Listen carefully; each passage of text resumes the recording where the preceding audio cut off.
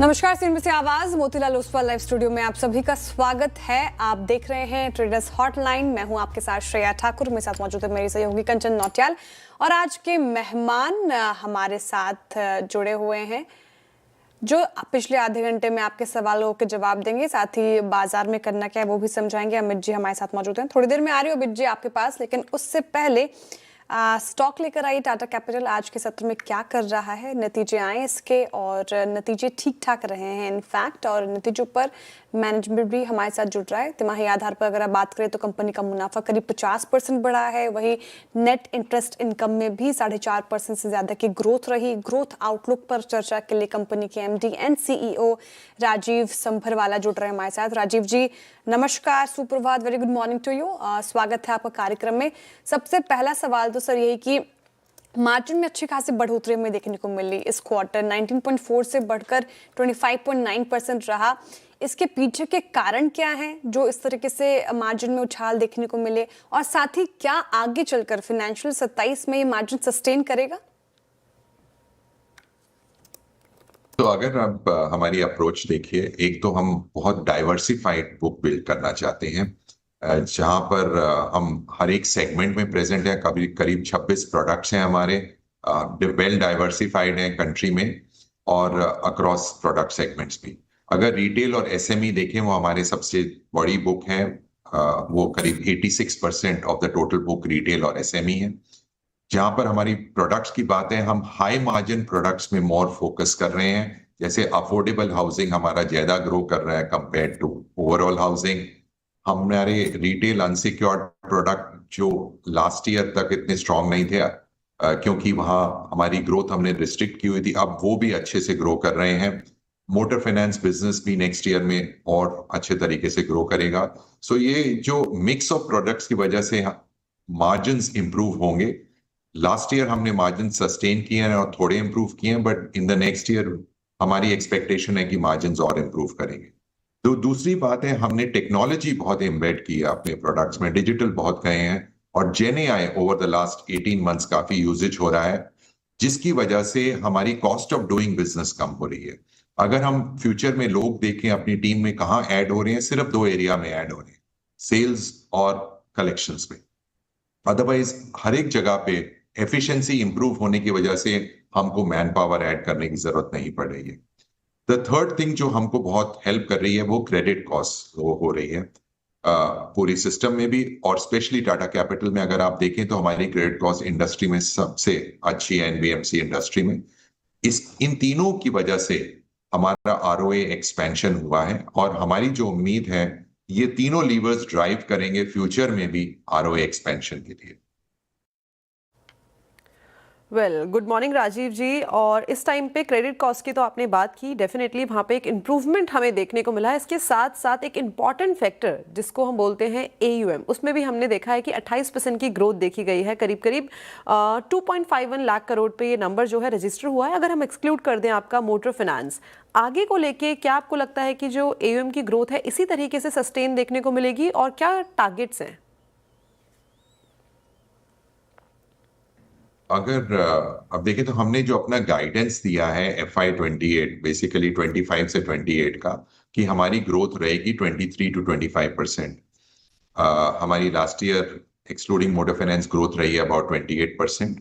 अगर मैं फ्यूचर की बात करूं तो हम उस गाइडेंस में ही ऑपरेट कर रहे हैं और हमारी उम्मीद है कि अराउंड 25% का ग्रोथ हम कर पाएंगे ऑल प्रोडक्ट्स। और विद इन दैट जो हमारी एक्सपेक्टेशन है, रिटेल और हाउसिंग फास्टर ग्रो करेंगे कंपेयर टू जो दूसरे प्रोडक्ट्स। ओके, अच्छा राजीव जी, मैं थोड़ा सेगमेंट वाइज आपसे पूछना चाहूंगी। आपका होम लोन, बिजनेस लोन और पर्सनल लोन, इन सारे सेगमेंट में सबसे ज्यादा तेज बढ़ोतरी कौन से सेगमेंट में हमें देखने को मिल सकती है, और सबसे ज्यादा मौके आप कौन से सेगमेंट में देख रहे हैं? कुछ एरियाज हैं जहां पर पोटेंशियल भी बहुत है और ग्रोथ भी एक्सपेक्टेड है। एक तो हाउसिंग हमारा सबसे बड़ा एसेट क्लास है और हाउसिंग में हमारी उम्मीद है, इस साल हम ग्रो किए हैं करीब 29-30% पे, और हमारी उम्मीद है नेक्स्ट ईयर भी हम उसी ग्रोथ के आसपास रहेंगे। सो हाउसिंग में ग्रोथ स्ट्रांग रहेगी। रिटेल की अगर हम बात करें उसमें व्हीकल सेगमेंट बहुत स्ट्रांग ग्रोथ रहेगी। सिमिलरली पर्सनल लोन्स और बिजनेस लोन्स में भी ग्रोथ एक्सपेक्टेड है स्ट्रांग। एक और एरिया जो आप वेस्ट एशिया क्राइसिस की वजह से कुछ तो प्रॉब्लम भी होती है और कुछ जगह ग्रोथ भी ज्यादा है, वर्किंग कैपिटल साइकिल्स थोड़े से लॉन्ग हो रहे हैं, तो वहां पर रिक्वायरमेंट बढ़ रही है। सो हमारे हिसाब से एसएमई में वर्किंग कैपिटल में भी काफी ग्रोथ हो। ओके तो वर्किंग कैपिटल में भी हमें रोबस्ट ग्रोथ जो है देखने को मिल सकती है। लास्ट ईयर अगर हम बात करें मई 2025 में, जहां पे आपने अपने मोटर फिनेंस को भी ऐड किया था, उसके बाद हमने देखा है कि मोटर फिनेंस सेगमेंट में जो क्रेडिट कॉस्ट है वहां पे भी हमें एक सिक्वेंशियल इंप्रूवमेंट देखने को मिली है। क्या आपको लगता है कि फिस्कल ईयर 27 तक हमें ये स्टेबलाइज होती हुई दिखाई देगी, और साथ ही साथ जो आपका मोटर फिनेंस का बिजनेस है वो कंप्लीटली स्टेबलाइज हो गया है या अभी भी कुछ सिनर्जीज है जिसको कैप्चर करना बाकी है? तो ये बिजनेस ऑलमोस्ट फुली इंटीग्रेट हो गया है। मैं कहूं तो अबाउट 95% इंटीग्रेट हो गया है। द लास्ट जो लेग है टेक्नोलॉजी का, वो इंटीग्रेट भी ओवर द नेक्स्ट 3 मंथ्स में हो जाएगा। सो ये इंटीग्रेशन कंप्लीट हो गया है। इनफैक्ट बहुत स्मूथ इंटीग्रेशन था, पीपल इंटीग्रेशन तो डे 1 से हो गया था। और हमने यहाँ पर वर्क किया है मल्टीपल एरियाज में। एक तो हम अब नंबर ऑफ प्लेयर्स जिनसे हम बात करते हैं, जिनके साथ बिजनेस करते हैं, वो बढ़ गए हैं। सिर्फ टाटा मोटर्स नहीं, अदर मैन्युफैक्चरर्स के साथ भी हमारा बिजनेस बढ़ गया है। और हाई मार्जिन बिजनेस की तरफ हम गए हैं, यूज्ड कमर्शियल व्हीकल की तरफ भी गए हैं। और ये total business because credit cost भी कम हुई है, ब्रेक इवन हो गया था Q3 में, और Q4 में इसने करीब 43-44 करोड़ का प्रॉफिट भी आया है इस बिजनेस का। इन फ्यूचर हमारी ये उम्मीद है कि एवरी क्वार्टर ये बिजनेस और प्रॉफिटेबल होगा। जहां तक ओवरऑल अप्रोच की बात है, ये डिपेंड हर एक बिजनेस में करता है कि मार्केट क्या ग्रोथ रेट करेगी। हमारी ये उम्मीद है commercial vehicle business next year भी अच्छे ग्रोथ रेट पे रहेगा। इसकी वजह से हमारी डिसबर्समेंट्स भी बढ़ेंगी और ऑपरेटिंग एफिशिएंसी आएगी और क्रेडिट कॉस्ट फर्दर कम होगी। जहां तक कमर्शियल व्हीकल बिजनेस का सवाल है, हमारे को उम्मीद है कि इनकी क्रेडिट कॉस्ट लेस देन 2% रहेगी। ओके, कमर्शियल व्हीकल बिजनेस को लेकर आप ज़्यादा ऑप्टिमिस्टिक हैं राजीव जी। अच्छा, पिछली दफ़ा जब आपसे बातचीत हो रही थी तो आपने कहा था कि आपका फोकस ऑपरेशनल स्टेबिलिटी की तरफ ज़्यादा होगा इंस्टेड ऑफ लोन बुक। तो क्या आप उसी स्टांस पर आप अभी काम काज कर रहे हैं? तो हमारे हिसाब से जो भी हमको स्ट्रेटजी में ऑपरेट करना था वो सब हमने सक्सेसफुली कर लिया है। लोग भी कंप्लीटली इंटीग्रेट हो गए हैं, नए प्रोडक्ट्स की तरफ मूवमेंट भी हो गया है, टेक्नोलॉजी भी ऑलमोस्ट फुली इंटीग्रेट हो गई है। इसकी वजह से अब हमको लगता है हम उस स्टेज पे हैं कि हम एक्सेलरेट कर सकते हैं अपनी ग्रोथ रेट, और इस ईयर में आप देखेंगे कि हमारी बुक भी मोटर फाइनेंस में बढ़ेगी। जहां तक अदर व्हीकल्स का सवाल है, न्यू पैसेंजर व्हीकल्स और ओल्ड पैसेंजर व्हीकल्स, इन दोनों एरिया में भी हमारी मार्केट शेयर बढ़ रहा है और हम ग्रो कर रहे हैं। टू व्हीलर में हम काफी स्ट्रांग है, सो ये भी व्हीकल सेगमेंट का ही पार्ट है। सो उस एरिया में भी हमको उम्मीद है कि ग्रोथ स्ट्रांग रहेगी। वेल तो जो आउटलुक इस टाइम पे दिखाई दे रहा है काफ़ी ज़्यादा स्ट्रॉन्ग साइड पे हमें देखने को मिल रहा है, एंड होप सो आने वाले क्वार्टर्स भी इस तरीके से ही हमें दमदार देखने को मिले। Thank you so much Rajeev ji हमारे साथ जुड़ने के लिए और कंपनी के आउटलुक पे चर्चा करने के लिए। Thanks a lot for joining us today. तो चलिए आगे बढ़ा जाए, और काफ़ी सारे दर्शक हमारे साथ जुड़ गए हैं, एक बार उनसे भी कनेक्ट कर लिया जाए, उनकी क्वेरी इस मार्केट में क्या है वो जान लेते हैं। सबसे पहले जलगांव से पंकज जी हमारे साथ जुड़े हैं। Pankaj ji good morning. Good morning जी बताइए क्या सवाल। मैम, मेरे पास अदानी पावर है 5,215 रुपये 32 पैसे का बाइंग है। ओके तो मैंने होल्ड करना चाहिए कि क्या करना चाहिए? ठीक है, अडानी पावर 215 की बाइंग है और 5,000 शेयर्स हैं आपके पोर्टफोलियो में, और करंटली इसी लेवल के आसपास ये काम कर रहा है। लेकिन पावर सेक्टर में हमने देखा है कि काफ़ी लंबे टाइम से एक अच्छी खासी जो रैली है वो देखने को मिली है, और काफ़ी फ्लेवर में भी ये बना हुआ है। पिछले एक साल में करीबन 85% का रिटर्न अडानी पावर से आता हुआ दिखाई दिया है। Amit ji good morning. Adani power क्या करना चाहिए, क्योंकि इस टाइम पे हम देख रहे हैं कि काफ़ी हायर लेवल पे जो खरीदारी है वो कर ली है, तो ये कंसर्न है। जी good morning Kanchan ji, good morning Shreya ji, and everybody all the viewers. I mean Kanchan ji बिल्कुल सही कहा आपने। देखिए चार्ट का स्ट्रक्चर काफी स्ट्रांग है। यहाँ पे हमने एक पैराबोलिक राइज देखा है अडानी पावर में, लगभग फर्स्ट वीक ऑफ अप्रैल में प्राइस स्टॉक का चल रहा था 160 के आसपास, और अभी चल रहा है 215, 213, 214। तो इनकी जो परचेज है वो ऑलमोस्ट हाईएस्ट पॉइंट पे है, ऑलमोस्ट एक एक्सटेंडेड प्राइस पे है। मैं ये नहीं कहूंगा कि चार्ट वीक है, but there is always a possibility, जब हम नौ ऐसा 10, 12, 15 दिनों का एक रनअप देखते हैं तो एक पुल बैक आने की संभावना रहती है। अप ट्रेंड में पुल बैक जब तक 10 डेमा 20 डेमा तक भी आए तो उसे फिर भी एक अप ट्रेंड में ही काउंट किया जाता है। तो आई वोंट बी सरप्राइज कि आने वाले दिनों में 10 डेमा जो कि 200 के आसपास है और 20 डेमा 190 के आसपास है, तो एक पुल बैक कभी भी स्टॉक में आ सकता है। May be after that it will go up. तो थोड़ा सा दिक्कत है यहाँ पे, क्योंकि एक strong stock, up trending stock, लेकिन इन्होंने एक स्ट्रेस्ड पोजीशन में इसे खरीदा है।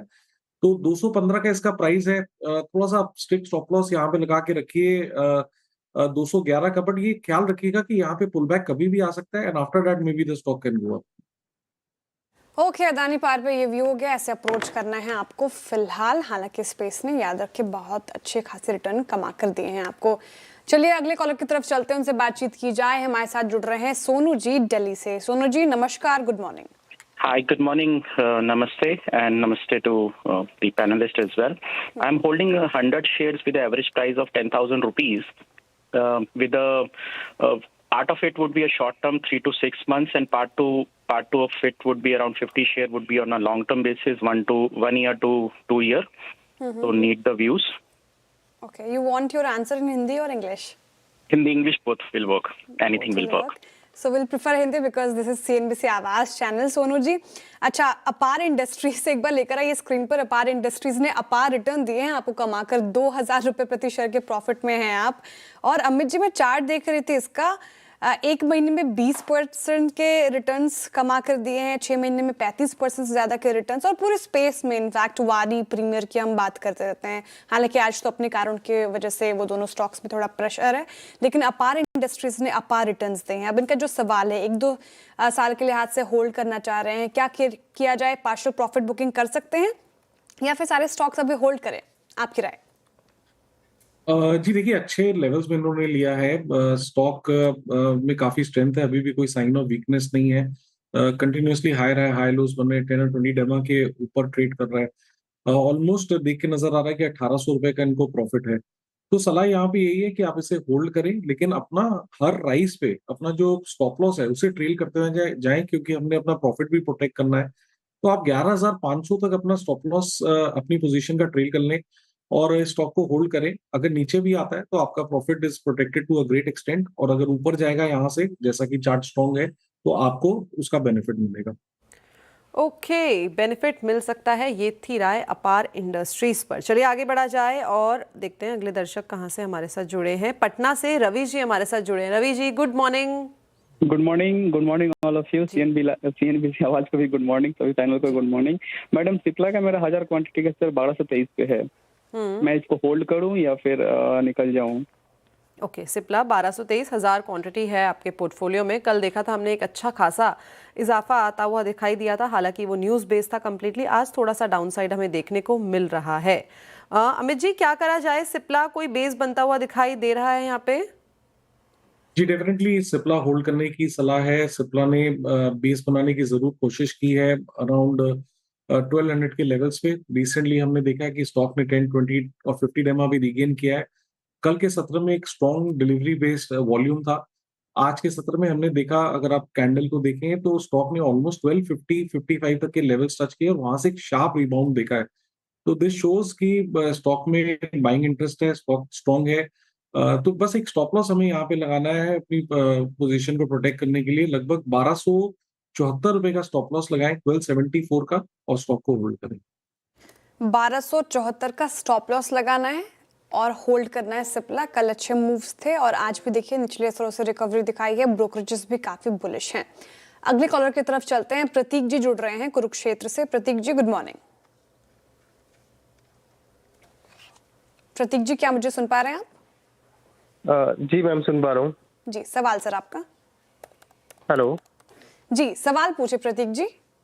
मैम, मेरे पास ना 2000 शेयर है भारतीय एयरटेल के 2100 रुपए के रेट पे, तो क्या उसको होल्ड करना है या फिर सेल करना बेटर रहेगा? ओके, देखिए लॉस हो गया है काफ़ी ज़्यादा, क्योंकि 1814 पर कर रहा है कारोबार, 2100 आपने अपनी खरीद बताई, लॉस झेल रहे हैं। और अमित जी, जब से भारतीय एयरटेल ने अनाउंस किया कि एनबीएफसी में भी कदम रखेंगी, तब से हमने देखा कि स्टॉक में थोड़ी कमजोरी आ चुकी है। कोशिश करता है ऊपर जाने का, पर सस्टेन नहीं हो पा रहा है। पिछले कुछ सत्रों से वीकनेस है। अब क्या किया जाए? 2100 इनकी खरीद है, लॉस हो रहा है, 246 रुपये प्रति शेयर से ज्यादा का लॉस, और क्वांटिटी भी ठीक ठाक है। क्या स्ट्रैटेजी? जी बिल्कुल सही कहा आपने कि रिसेंटली भारतीय एयरटेल में हमने काफी अच्छी खासी वीकनेस देखी है। ओवरऑल मार्केट्स को स्टॉक ने अंडर परफॉर्म भी किया है। उनकी परचेज इज अराउंड 2100, और जैसा कि हम देख रहे हैं कि इन्होंने कोई स्टॉप लॉस नहीं लगाया है। मोमेंटम नहीं है, थोड़ा सा साइडवेज टू नेगेटिव ही है, बट ओनली प्लस पॉइंट है कि वीकली चार्ट्स में सपोर्ट यहाँ बनता है लगभग 1750 1800 के आसपास। तो जब आपने 2100 में लेके कोई स्टॉप लॉस नहीं लगाया, तो एक वीकली सपोर्ट पे अब इस लॉस बुक करने की सलाह नहीं दूंगा। एक बार अब 1750 1760 देख लीजिए, क्योंकि वो वीकली सपोर्ट है। अगर कंसोलिडेशन होना है तो यहीं होगा, यहीं से कंसोलिडेट होके may be the stock can go up, but for that 1750 hold करना बहुत जरूरी है। तो एक 1750 का स्टॉप लगाएं और इसे होल्ड करें। ओके, भारतीय एयरटेल पर ये व्यू हो गया। फिलहाल आप इसे होल्ड कर सकते हैं, स्टॉप लॉस जरूर से मेंटेन कर लीजिए। अगले कॉलर की तरफ चलते हैं। हमारे साथ जुड़ रहे हैं दिग्विजय जी पुणे से। दिग्विजय जी नमस्कार। ओके, उनसे राब्ता नहीं हो पा रही है। चलिए कुछ सोशल मीडिया क्वेरीज को एड्रेस करते हैं। बहुत सारे सवाल आए हैं इंस्टाग्राम पर। नताशा पूछ रही हैं वेदांता के ऊपर। एक बार वेदांता का चार्ट रखेगा स्क्रीन पर। डीमर्जर का डेट अनाउंस हो गया है, सब कुछ ठीक ठाक चल रहा है, कंपनी अच्छा परफॉर्म भी कर रही है, लेकिन आज थोड़ा प्रेशर में है। इनकी जो खरीद है वो एवरेज प्राइस है अमित जी 498 की, और ये 719 पे कर रहा है कारोबार, तो प्रॉफिट में है ये। अब समझना चाह रही है कि लॉन्ग टर्म होराइजन से क्या होल्ड कर सकते हैं, या फिर प्रॉफिट में है तो प्रॉफिट बुक किया जाए? जी देखिए, थोड़ा बहुत तो मुनाफा बांधना ही चाहिए, क्योंकि अच्छे खासे प्रॉफिट में ये है, तो थोड़ा बहुत मुनाफा बांधिए। बाकी स्टॉक पिछले 4-5 दिनों से पुल बैक मोड में है। 50 डेमा लगभग 705 के आसपास आता है, तो थोड़ा सा एक पुल बैक मोड में, ट्रेंड अभी भी नेगेटिव नहीं कहूंगा। तो थोड़ा बहुत मुनाफा बांधिए और बैलेंस पोजीशन का एक 680 का स्टॉप लॉस लगा के इसे होल्ड करें। ओके, तो ये थी राय वेदांता के ऊपर। Amit ji thank you so much हमारे साथ जुड़ने के लिए, बढ़िया जानकारी देने के लिए, and wish you a very happy weekend है। Thank you so much for joining us today. Thank you. Same to both of you, thank you so much. Thank you. तो चलिए, CNBC आवाज प्रस्तुत करता है crypto corner, powered by Binance. स्वागत है आपका हमारे साथ क्रिप्टो कॉर्नर पे। आज सोलाना फाउंडेशन की कैथरीन गू हैं। कैथरीन, बहुत शुक्रिया हमारे साथ आज समय निकालने के लिए। वेल, स्टेबल कॉइन्स एक ऐसा एरिया है जहां पर पिछले 2 साल में काफ़ी काम होता हुआ नजर आया है, और 2026 में हमने वो ग्रोथ, पार्टिसिपेशन, वॉल्यूम सभी बढ़ता हुआ देखा है। कैसे देखती हैं आप ये segment? Absolutely. I think the stablecoin trend, as you know, has really started since 2025, but it's going to take a while for the actual growth to take place, because I think around right now it's around $300 billion of market cap, but I do fully think that this market is really growing into the $1 trillion. So I think in the next few years, fully expect that the entire market capitalization around stablecoins is going to continue to grow. And the real good news is that, the usage of stablecoins is no longer just in sort of crypto trading in itself, but it's really spilling over into a lot of the real world economic use cases, whether that's in payments, whether that's in sort of investment type of things, which is why you're seeing that there's a lot more sort of flavors of stablecoin as well, if you will, because if I were to categorize the very beginning of stablecoins as more like a vanilla version, which is $1 backed, you're probably going to see stablecoins that's backed by other currencies, just like we expect G7, G20 different currencies that's being traded in the FX market. I fully expect in the future there's going to be more flavors of stablecoin, and it's going to be stablecoins that's pegged to other type of assets other than just fiat currencies. It could be commodities, it could be money market funds, it could be credit structure. So I think it's going to be really interesting going forward as we see the entire space of stablecoin. Stable coin of course एक जरिया है Catherine, लेकिन अगर हम Solana foundation की बात करें तो अपने डेवलपर प्लेटफॉर्म पे आपने मास्टर कार्ड, वेस्टर्न पेमेंट्स और साथ ही साथ वेस्टर्न यूनियन रादर और वर्ल्ड पे को यहाँ पर सिक्योर किया है। किस तरह से आप देखती हैं ये ऑफ कोर्स एक्विजिशन, और आगे क्या प्लान्स हैं? That's a great question because I think we are very invested in growing the entire Solana ecosystem. And the bottom line is we really think about Solana as the underlying financial market infrastructure. That was how Solana was designed from day one.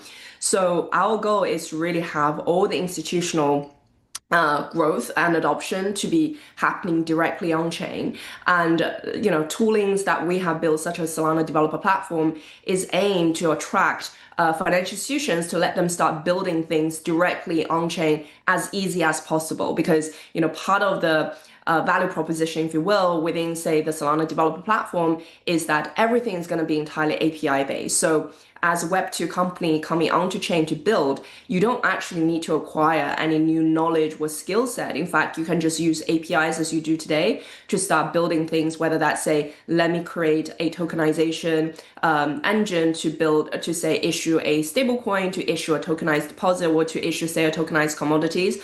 And, once I issue something, let me figure out how do I do the on-ramping and off-ramping in relation to the payments. All of the underlying, I would say, building blocks that is in the form of APIs are all provisioned to these customers through the Solana Developer Platform. So our goal is, as I said, to become the underlying financial market infrastructure that powers the future of finance, the future of capital markets down the road. And through toolings like SDP, we can really help to make that entire journey as smooth and as quickly as possible. Catherine, साथ ही साथ अगले 5 साल की अगर बात की जाए तो किस तरह से आप देखती हैं फ्यूचर ऑफ मनी, और साथ ही साथ जिस तरह की डेवलपमेंट्स हमने ब्लॉकचेन एज अ टेक्नोलॉजी पे आते हुए देखी हैं, जो ये क्रॉस बॉर्डर पेमेंट्स हैं, उनकी क्या वॉल्यूम और आगे क्या ग्रोथ है? I think Solana is already handling a ton of traffic when it comes to stablecoin payments, and cross-border is one of the big use cases.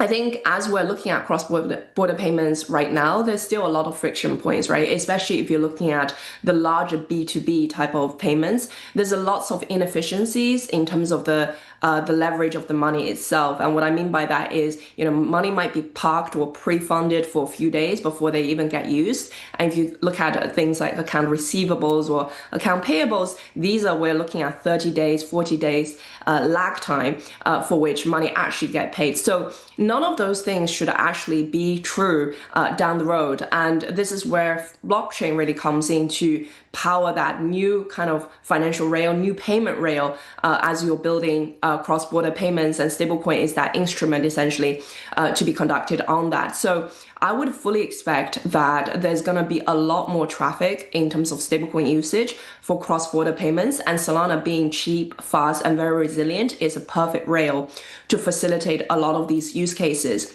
It's also borderless, right? In the sense that money can travel anywhere as you want, and blockchain powers that capability. So, one of the early use cases as we're seeing the usage of stablecoins is actually the usage outside of the United States. Why? Because there's a lot of demand for stablecoins, and the friction points in cross-border payments is actually in the rest of the world. So as we see the growth of blockchain, growth of stablecoin together to continue down the road, I would very much think that we're going to see a lot of growth, especially in around emerging economies, as we're looking at the usage of stablecoin for cross-border payments. Catherine, जब cross border payments की बात यहाँ पर आती है तो I am assuming कुछ countries यहाँ पर बेहतर करती हैं एक दूसरे से, तो अगर हम इसको 3 हिस्सों में बांटें, आप कैसे देखती हैं US, Europe and then Asia, जहाँ पर हम क्रॉस बॉर्डर पेमेंट्स ब्लॉकचेन पर बेहतर होता हुआ देख रहे हैं?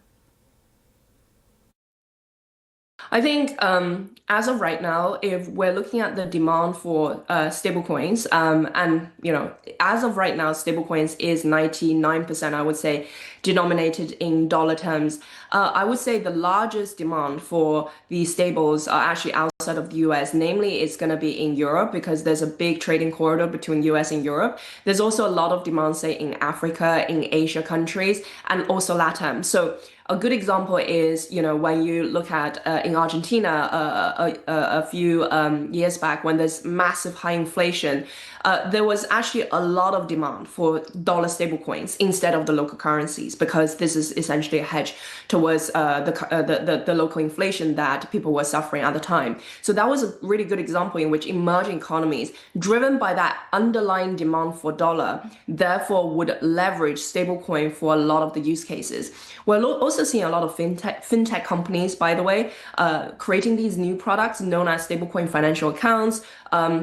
Or equivalent. What's interesting about that is basically to think that if you're an e-commerce company, say having a business in India or Vietnam, you no longer need to necessarily go to your local bank to create a sort of a dollar currency account, which could be really expensive to maintain. Well, rather instead, what you can do is having a wallet, set up a wallet very easily on Solana and open it up. And immediately you can already start accepting stablecoins. And once the stablecoins is being paid into your merchant account, you can then reinvest it into some sort of treasury management. There's a range of products available on Solana today as well. So suddenly you start to see this ecosystem that the money that is being generated directly on chain can stay on chain, and it can generate value again and again until the time that, say, you need to off ramp it to fiat, or you can even use that stablecoin to then pay your employees also in stablecoins. So it becomes very interesting kind of, I would say, positive cycle as we're seeing the different ecosystem part to grow. And I think that will benefit a lot of the emerging economies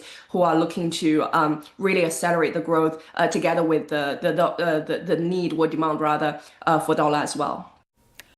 Catherine, बहुत शुक्रिया आपका हमारे लिए आज यहाँ पर समय निकालने के लिए। तो क्लियरली चाहे वो क्रॉस बॉर्डर पेमेंट्स हैं या फिर स्टेबल कॉइन्स हैं या फिर जैसे उन्होंने कहा कि ऑन चेनिंग है, यहाँ पर काफ़ी हद तक इंस्टीट्यूशंस की 2026 में हमने बढ़त आते हुए देखी है। वेल, इसी के साथ फिलहाल इस कार्यक्रम में इतना ही समय है, लेकिन ब्रेक के बाद खिलाड़ी नंबर 1 में आपका लाइव देखें। CNBC आवाज प्रस्तुत करता है crypto corner, powered by Binance.